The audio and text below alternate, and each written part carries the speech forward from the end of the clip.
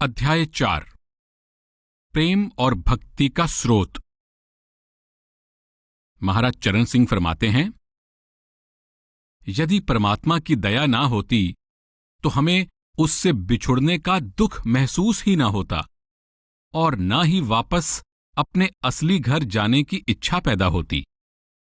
उस कुल मालिक की कृपा के बिना ना तो हमारा सतगुरु से मिलाप हो सकता है और ना ही हम उसके बताए हुए मार्ग पर चल सकते हैं। अनंत जन्मों के शुभ कर्मों और परमात्मा की दया मेहर से हमें देहधारी सतगुरु की संगति प्राप्त होती है। सतगुरु हमारे जन्म से ही हमारे अंग संग रहता है। सतगुरु हमारा सच्चा साथी है। जब भी हम पर दुख और निराशा के बादल छा जाते हैं और हमारी परिस्थितियां बद से बदतर हो जाती हैं, सतगुरु हमारे साथ होता है। सतगुरु इसी इंतजार में रहता है कि जिस भ्रम में हम जी रहे हैं उसका ज्ञान हमें कब होगा। महाराज चरण सिंह जी फरमाते हैं, सतगुरु केवल सत्संगी के जीवन काल में ही उसका मार्गदर्शन और सहायता नहीं करता, बल्कि सत्संगी की मौत के समय और मौत के बाद भी उसके साथ रहता है। देहधारी सतगुरु हमें परम सत्य के साथ जोड़ने वाली कड़ी है। इसीलिए बाबा जी कहते हैं कि हमें संतमत के उपदेश के हर पहलू पर पूरी सावधानी के साथ विचार कर लेना चाहिए। बाबा जी बार बार इस बात पर बल देते हैं कि सबसे पहले यह जान लेना जरूरी है कि क्या हमने संतमत के उपदेश को समझ लिया है और क्या यह उपदेश तर्कसंगत तथा सच्चा है। यदि हम ऐसा नहीं करते तो हम इस उपदेश पर खरे नहीं उतर सकेंगे और ना ही सतगुरु पर पूरी तरह से विश्वास कर पाएंगे। सभी शंकाओं का समाधान हो जाने पर हमें पूरा भरोसा हो जाएगा कि हम सतगुरु के मार्गदर्शन में सही मार्ग पर हैं। पूरा विश्वास होने पर हमें अपना भजन सुमिरन निरंतर करने में सहायता मिलती है और नियम से किया गया भजन सुमिरन हमें धीरज और संतुलन प्रदान करता है, जो हमारी रूहानी उन्नति में सहायक है। हमें दृढ़ता और धैर्य के साथ सतगुरु के उपदेश का अंत तक पालन करना है। हमें इस बात का ध्यान रखना है कि असल में महत्व उनके सच्चे उपदेश का है, न कि उनके निजी व्यक्तित्व का। इस बात का ध्यान रखना जरूरी है कि सतगुरु के देह स्वरूप में हम इतना ना खो जाएं कि यह भूल जाएं कि सतगुरु का असली स्वरूप शब्द है। महाराज चरण सिंह जी के वचन हैं, हमारा सच्चा गुरु है वर्ड, लॉगोस, नाम, शब्द, चेतन धुन या जो भी नाम कोई उसे देना चाहे। देहधारी सतगुरु उस शब्द का, उस शक्ति का प्रकट रूप है। क्योंकि सतगुरु शब्द का देहधारी रूप है और हम भी शब्द का ही अंश हैं, इसलिए जब हम सतगुरु से मिलते हैं तो उनके साथ अपनापन महसूस होता है। कभी ऐसा लगता है कि हम पहले ही सतगुरु से मिल चुके हैं और कभी ऐसा महसूस होता है कि हम हमेशा से ही सतगुरु को जानते हैं। वास्तव में उच्च आध्यात्मिक स्तर पर हम सतगुरु का ही रूप हैं। किसी दूसरे का हमारे साथ इतना गहरा रिश्ता या संबंध कैसे हो सकता है। सतगुरु हमारा ही असली रूप है। अंतर केवल इतना है कि देहधारी सतगुरु ये जानते हैं कि उनका असली स्वरूप शब्द है, जबकि हमें इस सच्चाई का ज्ञान नहीं है। भजन सुमिरन के निरंतर अभ्यास से हमारे भ्रम और गलत धारणाएं, जो हमारी दृष्टि को धुंधला कर देती हैं, दूर होने लगती हैं और हमें ऐसा लगने लगता है कि शब्द रूप सतगुरु और देहधारी सतगुरु में कोई भेद नहीं है और ये दोनों असल में एक ही हैं। सेंट जॉन कहते हैं, जिसने मुझे देख लिया है उसने मेरे पिता को देख लिया है। जैसे जैसे हमें सतगुरु और शिष्य के वास्तविक संबंध का ज्ञान होने लगता है, हम परम आनंद का अनुभव करने लगते हैं और हमारा हृदय भक्ति भाव और शुक्राने से भर जाता है। भजन सुमिरन में कुछ हद तक उन्नति करने से यह भक्ति भाव और अधिक गहरा हो जाता है और अंत में हम उस अवस्था तक पहुंच जाते हैं जिसमें समझ आ जाती है कि शब्द, सतगुरु और शिष्य वास्तव में एक ही हैं। गुरु अर्जुन देव जी फरमाते हैं, पिता हमारे परगटे माज, पिता पूतरल कीनी सांझ। भजन सुमिरन ही सच्ची भक्ति है। महाराज चरण सिंह जी के वचन हैं, प्रेम और भक्ति भजन सुमिरन द्वारा ही की जा सकती है और किसी तरह नहीं। भजन सुमिरन से सदीवी प्रेम पैदा होता है। प्रेम भक्ति का फल है। भजन सुमिरन से प्रेम उत्पन्न होता है। भजन सुमिरन द्वारा ही प्रेम की गहराई का पता चलता है। भजन सुमिरन से हमारे अंदर सच्चा भक्ति भाव जागृत होता है, जो हमें शब्द में लीन कर देता है और हमें आत्मा के स्वामी राधा स्वामी के निज धाम ले जाता है। प्रेम के बिना हम जिंदा होते हुए भी मरे हुए के बराबर हैं। विरह या तड़प के बिना हम बंजर भूमि और रेगिस्तान के समान हैं। सच्चा प्रेम और सच्ची तड़प पैदा करने का एकमात्र तरीका भजन सुमिरन है। और जब हम अपने आप को गुरु के हवाले कर देते हैं, अपने आप को शब्द में लीन कर देते हैं, तब हम अपना भक्ति भाव व्यक्त करते हैं। महाराज चरण सिंह जी के वचन हैं, प्रेम को मजबूत बनाने का केवल एक ही तरीका है और वो है भजन सुमिरन।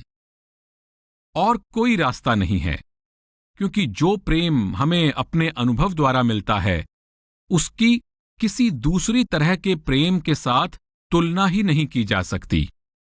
परम सत्य का अनुभव केवल भजन सुमिरन द्वारा हो सकता है।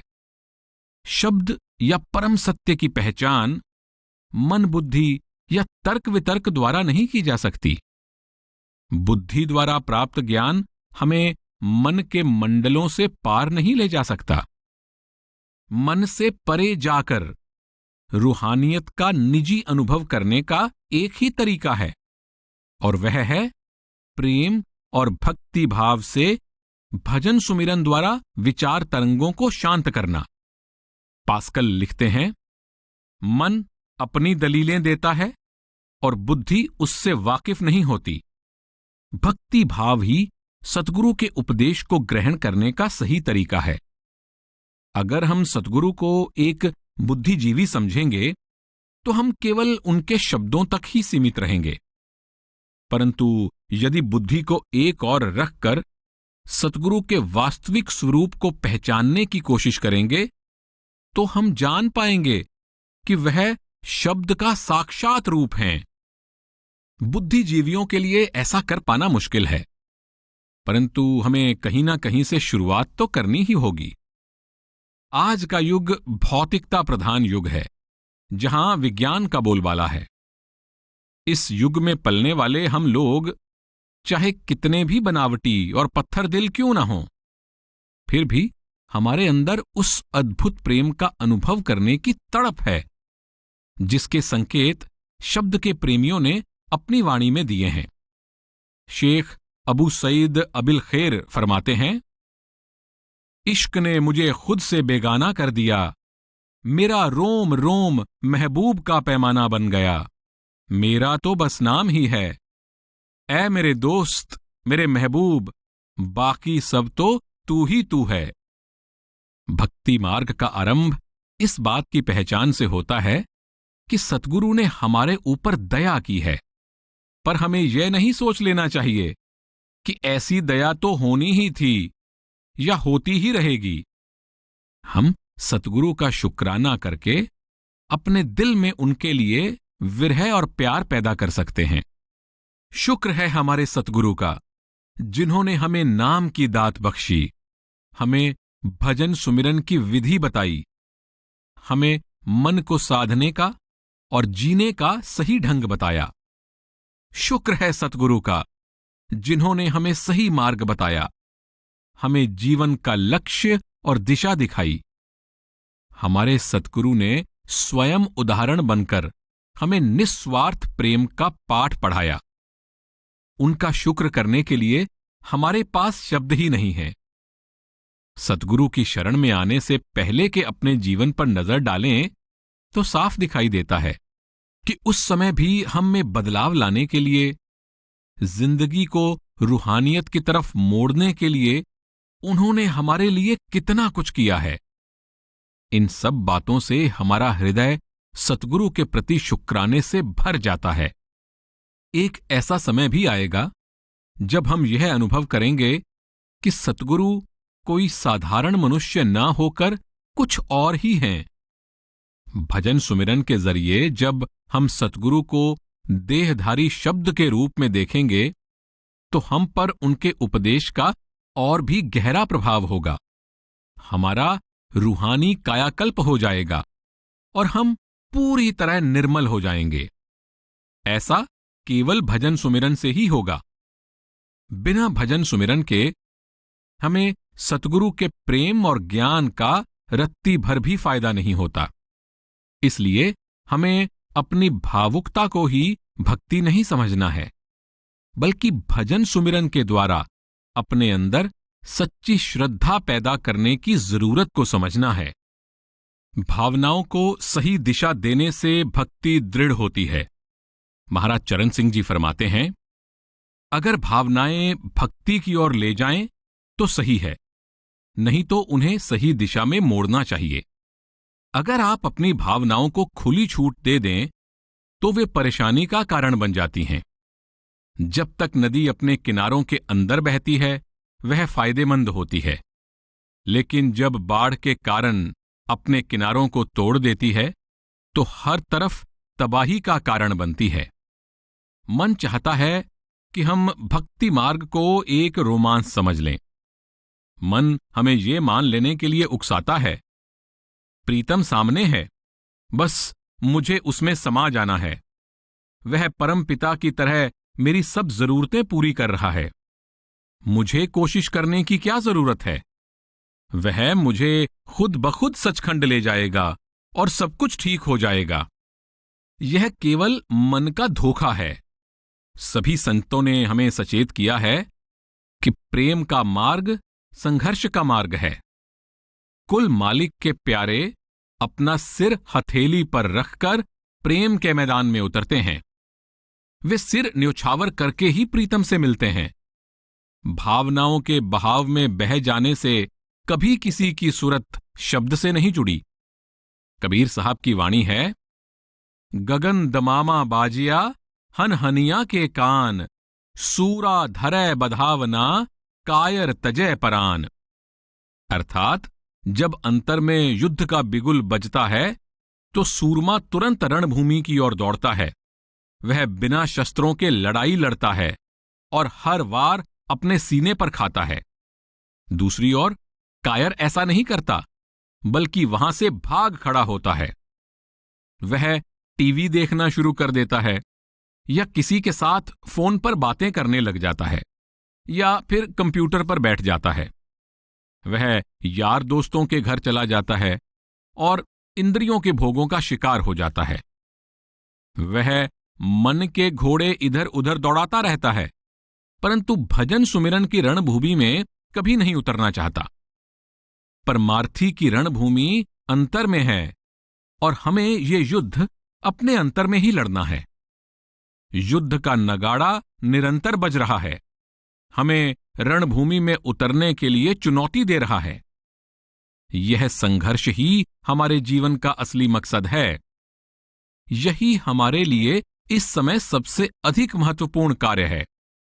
रोजमर्रा की जिंदगी में इसका अर्थ है सुमिरन द्वारा तीसरे तिल पर ध्यान को टिकाना।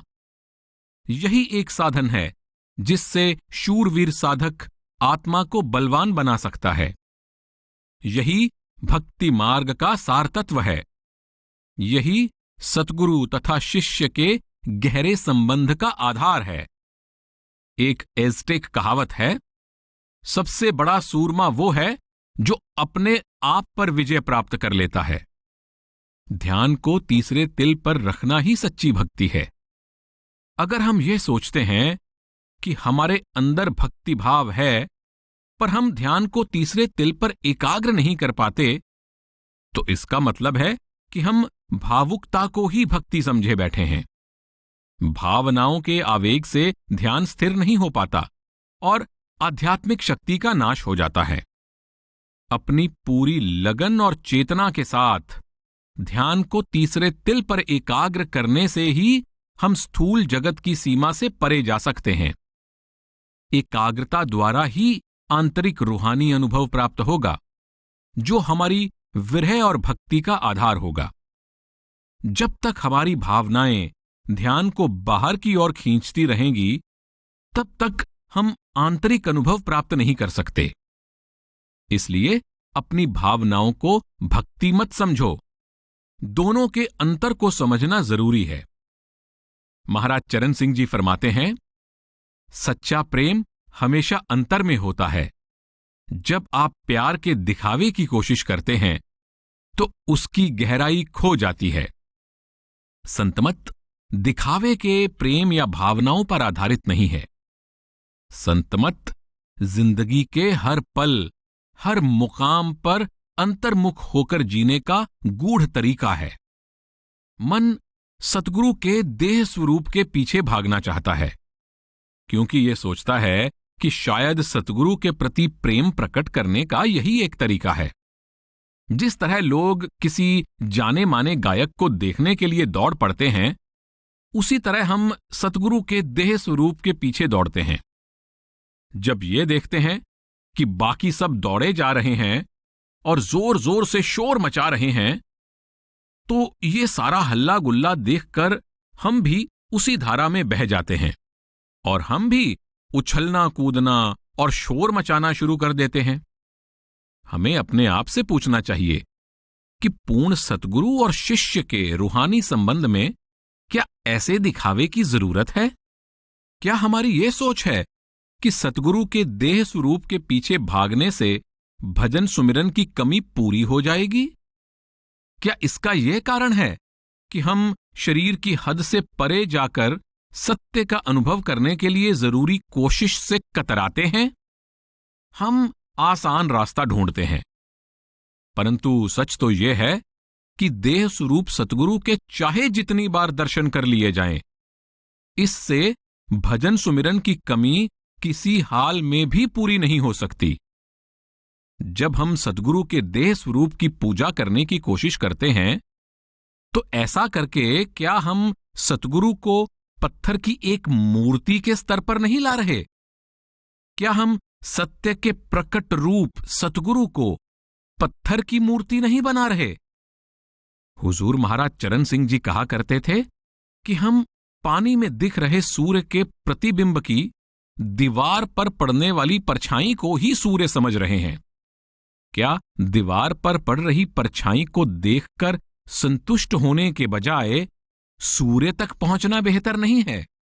महाराज चरण सिंह जी आगे फरमाते हैं, लोग समझते हैं कि शायद मेरे पीछे दौड़ने से या मुझे बार बार राधा स्वामी कहने से उन्हें कोई खास रूहानी फायदा होगा। यह सिर्फ उनके मन का धोखा है। उन्हें इससे क्या मिल सकता है? मेरे हाथों को, कपड़ों को छूकर या जिस जगह से मैं निकलता हूं उसकी मिट्टी माथे पर लगाने से किसी को कुछ नहीं मिलेगा। जब हम भावना को ही भक्ति समझने लगते हैं, जब अपनी तसल्ली के लिए बाहरी कर्मकांड और दिखावे का अंधानुकरण करने लगते हैं, और जब आंतरिक संघर्ष छोड़कर हर चीज को एक रस्म बनाकर उसे भौतिक स्तर पर ले आते हैं, तो समझो हम संत महात्माओं और उनके उपदेश के साथ बहुत अन्याय कर रहे हैं। ये सब हमारे मन का धोखा है। सच्ची भक्ति अपना ध्यान तीसरे तिल पर एकाग्र करके सतगुरु को खुश करने में है। सतगुरु ने हमारी आत्मा को मुक्ति दिलाने का वचन दिया है। अगर हम सतगुरु के प्रति अपना प्रेम भाव दिखाना चाहते हैं, तो हमें सतगुरु के वचन को पूरा करने में उनकी सहायता करनी होगी। महाराज चरण सिंह जी फरमाते हैं, देह स्वरूप सतगुरु के पीछे दौड़ने और सतगुरु से प्रेम करने में बहुत अंतर है। सतगुरु के देह स्वरूप का काम हमें नामदान देना और आंतरिक सतगुरु से हमें परिचित कराना है। सतगुरु ने हमें समझा दिया है कि उनका असली स्वरूप कहां है। अब उस स्वरूप तक पहुंचना हमारा काम है। देह स्वरूप साधन है, मंजिल नहीं। हमारे अंतर में प्रेम पैदा करने के लिए देह स्वरूप की जरूरत है, क्योंकि रूहानी मार्ग में सफल होने के लिए प्रेम चाहिए, और यह प्रेम मन की धारणाओं और कल्पनाओं से पैदा नहीं हो सकता। हमारा असली मकसद यह है कि हम सतगुरु के देह स्वरूप के प्रति प्रेम द्वारा भजन सिमरन के लिए पूरा पूरा प्रयास करें, ताकि हम शरीर की हद से परे रूहानी मंडलों में पहुंच जाएं। हमें सतगुरु के देह स्वरूप के प्रेम में इतना नहीं बंध जाना चाहिए कि हम अपने अंतर में उनके नूरी स्वरूप की कोशिश ही ना करें। बौद्ध धर्मगुरु इस बात को नाटकीय अंदाज में कहते हैं, अगर रास्ते में बुद्ध मिलें तो उन्हें कत्ल कर दो। यहां बौद्ध महात्मा देह स्वरूप की बात नहीं कर रहे। ये नहीं कि सतगुरु के देह स्वरूप को मिटाना है। वो तो ये समझा रहे हैं कि हमें सतगुरु के बारे में अपने बनाए हुए तंग नजरिए से ऊपर उठना है। इस नाटकीय अंदाज में हमारा ध्यान हमारी खामियों की ओर ले जाकर वो हमें नींद से जगाने का प्रयास कर रहे हैं। हमें सतगुरु के वास्तविक स्वरूप का ज्ञान नहीं है। सतगुरु के देह स्वरूप के असली मकसद का पता चल जाने पर हमें देह स्वरूप तक ही नहीं रुके रहना है। सतगुरु के असली स्वरूप, शब्द स्वरूप तक पहुंचने की कोशिश जारी रखनी है। सेंट जॉन में लिखा है, फिर भी मैं तुमसे सत्य कहता हूं कि मेरा चले जाना तुम्हारे लिए अच्छा है, क्योंकि अगर मैं नहीं जाऊंगा तो वह शब्द तुम्हारे पास नहीं आएगा, लेकिन अगर मैं चला जाऊंगा तो उसे मैं तुम्हारे पास भेज दूंगा। इन वचनों की व्याख्या करते हुए हुजूर महाराज जी फरमाते हैं, वह यानी हजरत ईसा कह रहे हैं, मेरा तुमसे दूर चले जाना तुम्हारे हित में है। यह सुनकर शिष्य हैरान रह जाते हैं कि देह स्वरूप सतगुरु का उन्हें छोड़कर जाना उनके हित में कैसे हो सकता है। हजरत ईसा समझाते हैं, इस समय तुम दिन रात मेरे पीछे भागते फिरते हो। तुम मेरे प्यार में इतने पागल हो गए हो कि अंदर शब्द के प्रति न तो समय दे रहे हो और न ही ध्यान दे रहे हो। पर जब तक तुम शब्द के साथ नहीं जुड़ोगे, तुम कभी भी परमपिता के पास वापस नहीं पहुंच पाओगे। इसलिए जब मैं देह स्वरूप में तुम्हारे पास नहीं रहूंगा, तब तुम मुझे कहीं देख नहीं पाओगे। तब मुझे अंदर ढूंढने के लिए तुम मजबूर हो जाओगे। फिर तुम अंदर शब्द के साथ जुड़ जाओगे, जो तुम्हें अंदर मेरे पास और परमपिता के पास ले आएगा। नोबडी सन ऑफ नोबडी नामक पुस्तक की भूमिका में एक युवा शिष्य की कहानी दी गई है, जिसका गुरु उसकी ओर से मुंह मोड़ लेता है और आखिर में उसे अपने से अलग कर देता है। दुख के मारे उस बेचारे को कहीं कोई ठिकाना नजर नहीं आता। वह मजबूर होकर परमात्मा को याद करता है और अपने आप को उसकी दया मेहर के सहारे छोड़ देता है। अचानक उसे अपने अंदर एक अद्भुत शांति का एहसास होता है और उसे वह आनंद प्राप्त होता है जिसकी उसे बहुत समय से तलाश थी। उस समय उसका सतगुरु उसके पास पहुंच जाता है। हैरान होकर शिष्य सतगुरु से पूछता है कि आपने मेरे साथ ऐसा सुलूक क्यों किया। सतगुरु जवाब देते हैं, तूने बाकी सब कुछ छोड़ दिया था, पर अभी भी तेरे और तेरे कुल मालिक के बीच कोई था। वो था मैं।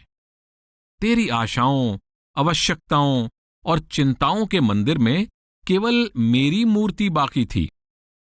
उस मूर्ति को तेरी आंखों से हटा देना जरूरी था, ताकि तेरे अहम का नाश हो जाए और तू उस प्रियतम की शरण में पहुंच जाए।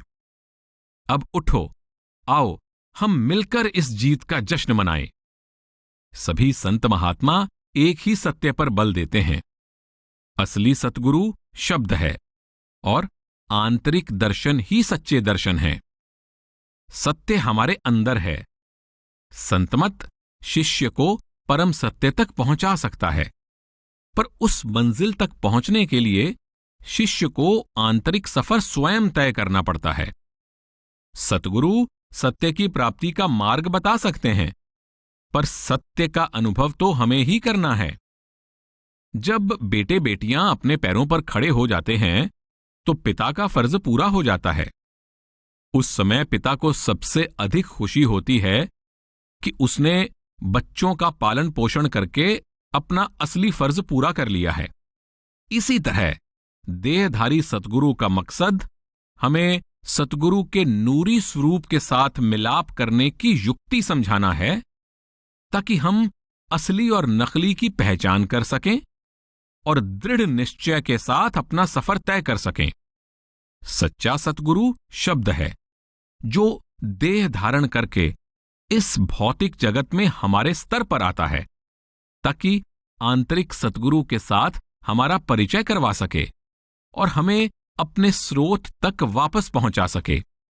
सतगुरु के प्रति भक्ति में परिपक्वता का मतलब है कि शिष्य को यह ज्ञान हो जाए कि सच्चा सतगुरु वो है जो मौत से परे है। उसके साथ मिलाप का साधन भजन सुमिरन है। भजन सुमिरन ही वह साधन है जो सत्य के साकार रूप यानी सतगुरु से प्रेम करके हमें अंदर उस उच्च अवस्था तक पहुंचने की प्रेरणा देता है, जिससे हमारा सच्चे सतगुरु के साथ मिलाप हो जाता है। महाराज चरण सिंह जी के वचन हैं, परमात्मा करे कि आपका देहधारी सतगुरु के प्रति प्रेम आपको निराकार प्रभु के प्रेम तक ले जाए। सतगुरु की भूमिका। महाराज चरण सिंह जी फरमाते हैं, शिष्य को संतमत समझाकर उसे इस मार्ग पर लगाकर और उसके अंदर शब्द या नाम के प्रति प्रेम पैदा करके देह स्वरूप गुरु का कार्य पूरा हो जाता है। इसके बाद देह स्वरूप के प्रति जो प्रेम है उसे शब्द या नाम की ओर मोड़ना जरूरी है, क्योंकि हमें दुनिया के मोह से छुड़ाकर परमात्मा के साथ मिलाने का काम शब्द या नाम ही करता है। हमारी रूहानी तरक्की का अंदाजा इसी बात से हो सकता है कि हमारा सतगुरु के साथ कैसा संबंध है। हम में से अधिकांश लोग प्रेम को शारीरिक दायरे तक ही सीमित मानते हैं। नतीजा ये होता है कि हम ये सोचना शुरू कर देते हैं कि दिव्य प्रेम के अनुभव के लिए हमारा सतगुरु के देह स्वरूप के निकट रहना बहुत जरूरी है। हम ये भी सोचना शुरू कर देते हैं कि हमारे लिए जिंदगी के हर काम में सतगुरु के निर्देश या मार्गदर्शन की जरूरत है। हमारा सतगुरु के असली काम के बारे में ऐसा सोचना गलतफहमी है। सतगुरु का काम हमारी जिंदगी की समस्याएं हल करना नहीं है, ये काम हमें खुद करना है। संतमत का मकसद आत्मा को मन के पंजे से आजाद करके परमात्मा के साथ मिलाना है। सतगुरु का कार्य है इस मकसद को पूरा करने में हमारा मार्गदर्शन करना, हमारी सहायता करना। बाबा जी समझाते हैं कि सतगुरु का कार्य है हमें भजन सुमिरन के लिए प्रोत्साहित करना। सतगुरु हमें बार बार ये बात समझाते हैं कि हमें सामान्य जीवन बिताते हुए अपना रूहानी सफर शुरू करना है। वह हमें सामान्य जीवन जीने के लिए इसलिए कहते हैं क्योंकि उनके साथ हमारे संबंध, उनकी शिक्षा के साथ हमारा नाता और हमारी खुद की जिंदगी आज बनावटी और रस्मी होकर रह गई है। हमारे जीवन में खोखलापन आ गया है। ये संबंध भौतिक सीमाओं के दायरे में बंधकर रह गए हैं। जब हर चीज को इस तरह के रिश्ते की कसौटी पर नापेंगे तो इसके परिणाम भी खोखले ही होंगे। हम उसी तरह व्यवहार करते हैं जैसा हम सोचते हैं कि हमें करना चाहिए। यह सोचने के बजाय कि हम कौन हैं और कहां से आए हैं, हमने जीवन तथा परमार्थ के बारे में पूर्व धारणाएं बनाई हुई हैं और हमारी सोच हमारे इन विचारों पर आधारित है। भजन सुमिरन ऐसा साधन है जिससे हम सतगुरु तथा उनके उपदेश के साथ जीवंत रिश्ता कायम करते हैं। ऐसा रिश्ता जिसमें अनुभव के साथ गहराई आती है और जो आंतरिक अभ्यास के साथ और विकसित होता है। यह रिश्ता समय पाकर गहन और हितकारी होता जाता है। सतगुरु चाहते हैं कि हम संतमत को पूरी गहराई से समझें। वह चाहते हैं कि हम परमार्थ की दृष्टि से परिपक्व हों। बाबा जी कहते हैं कि अगर हम सतगुरु के देह स्वरूप के दर्शन मात्र से ही संतुष्ट हो जाते हैं और अंदर जाने की कोशिश ही नहीं करते, तो हमें कैसे पता चलेगा कि बाहरी सतगुरु सच्चा है या नहीं? हमें कैसे पता चलेगा कि सतगुरु वास्तव में शब्द का ही रूप है? क्या हम ये जान गए हैं? हम विश्वास तो यही करना चाहेंगे, लेकिन हमारा विश्वास तब तक पक्का नहीं होगा जब तक हम अंदर जाने की कोशिश नहीं करेंगे और जाकर खुद अनुभव प्राप्त नहीं करेंगे। सत्य का ज्ञान प्राप्त करने के लिए अंतर में सतगुरु के शब्द स्वरूप के दर्शन करना जरूरी है। बाहरी दर्शन तो आंतरिक दर्शन तक ले जाने की प्रेरणा देते हैं। इसलिए हमें मात्र देह स्वरूप के दर्शन से संतुष्ट नहीं हो जाना चाहिए। अंतर में सतगुरु के दर्शन करने से ही हमें निश्चित रूप से ये ज्ञान होगा कि सतगुरु का देह स्वरूप और दिव्य स्वरूप वास्तव में एक ही है या नहीं। सच्चे दर्शन। संतमत में अक्सर सतगुरु के देह स्वरूप के दर्शन के बारे में एक गलतफहमी देखने में आती है। लोग यह मानकर सतगुरु के दर्शन करने के लिए जाते हैं कि इससे उनके कर्म कट जाएंगे। जब सतगुरु से कोई सवाल पूछने का मौका मिल जाए तो हम सवाल को जितना लटका सकते हैं लटकाते हैं। ऐसा हम इसलिए नहीं करते कि हमें बात समझ में नहीं आई, बल्कि इसलिए करते हैं ताकि हमें सतगुरु के देह स्वरूप के दर्शन करने का अधिक से अधिक समय मिले, जिससे हमारे कर्मों का नाश हो जाए। यह मन का एक और छल है और ऐसे भ्रमों से हम जितनी जल्दी जाग सकें उतना ही अच्छा है। सतगुरु के बाहरी दर्शनों से ही कर्मों का नाश नहीं होता। ये तो वैसा ही है जैसा यह सोचना कि किसी करोड़पति को पैसे गिनते देखकर हम भी करोड़पति बन जाएंगे। वह दौलत तो उसकी है, सिर्फ देखने से वो दौलत हमें कैसे मिल सकती है? फिर भी सतगुरु के दर्शन करते समय हम ये सोचते हैं कि उनके दर्शन मात्र से हमें रूहानी दौलत मिल जाएगी। सवाल यह है कि क्या हम सतगुरु के दर्शन करने इसलिए जाते हैं कि हम सतगुरु से कुछ पाना चाहते हैं, या इसलिए कि हमारा सतगुरु के साथ प्रेम है? प्रेम में कोई हिसाब किताब और सौदेबाजी नहीं होती। अगर हम मार्ग पर सीधे चलना चाहते हैं तो हमें हमेशा इस बात पर विचार करना होगा कि हमारा लक्ष्य क्या है और हमें प्रेम के इस ऊंचे और सच्चे मार्ग की कितनी समझ है। बाबा जी कहते हैं कि देह स्वरूप सतगुरु के दर्शन करते समय अगर हम प्रेम में इतने मग्न नहीं हो जाते कि हमें अपने आसपास की सुध बुध ही ना रहे, तो हम सिर्फ सतगुरु को देख रहे हैं, सतगुरु के दर्शन नहीं कर रहे। दर्शन तो एक प्रेमी की अपने प्रियतम को देखते रहने की मजबूरी है। ऐसा हम जबरदस्ती नहीं कर सकते, न ही इसका दिखावा कर सकते हैं। प्रेम में तो बेबसी है। अपने प्रियतम में पूरी तरह समा जाने का नाम दर्शन है।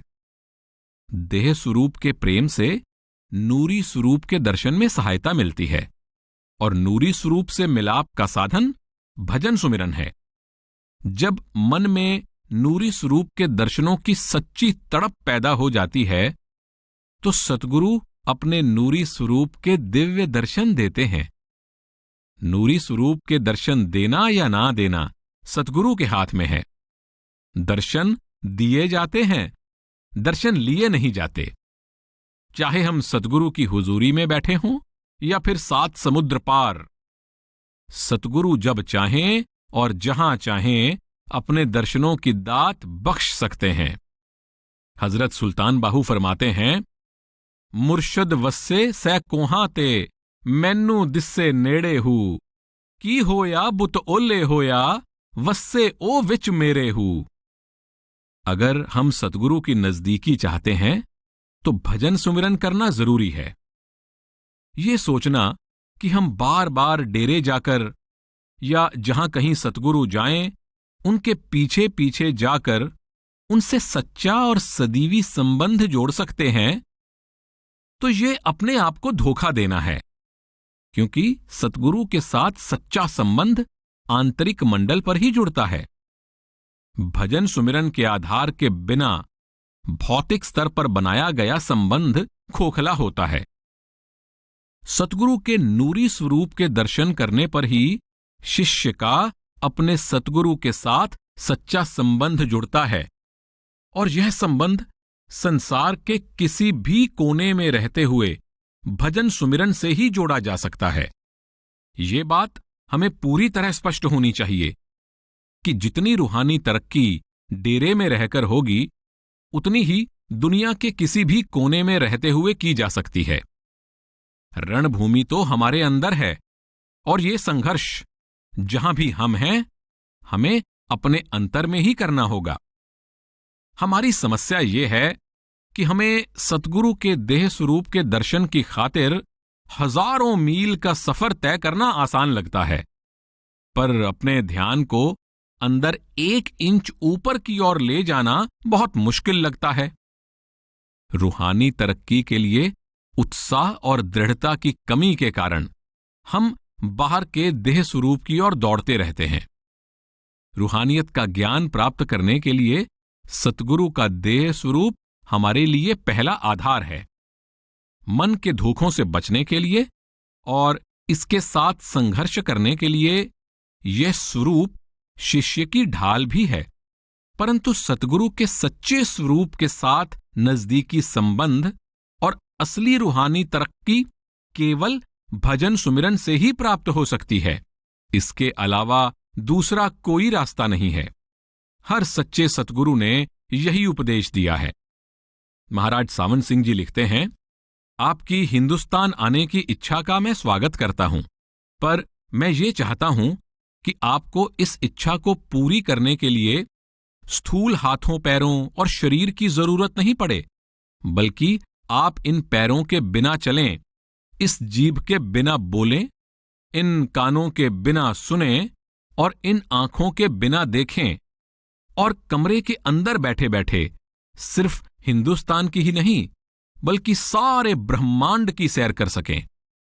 आपने सिर्फ हिंदुस्तान को इन स्थूल आंखों से देख भी लिया तो इससे क्या फायदा, अगर आप इस दुनिया के पार नहीं गए। अगर आप यह कह रही हैं कि आप अपने गुरु के दर्शन के लिए हिंदुस्तान आना चाहती हैं, तो आपको यह याद रखना चाहिए कि यह शरीर गुरु का असली स्वरूप नहीं है, बल्कि यह तो इस दुनिया में आने के लिए उन्होंने एक पोशाक पहन ली है और इसे यहीं छोड़ दिया जाएगा। गुरु का असली रूप शब्द धुन है, और वह उस रूप में आपके शरीर के रोम रोम में रमा हुआ है और आपके अंदर बैठा है। जब आप तीसरे तिल के अंदर जाएंगी तो आप गुरु के नूरानी स्वरूप का दर्शन करेंगी, और जब आप त्रिकुटी पहुंचेंगी तब गुरु वहां से आगे सचखंड तक शब्द रूप में आपके साथ रहेंगे।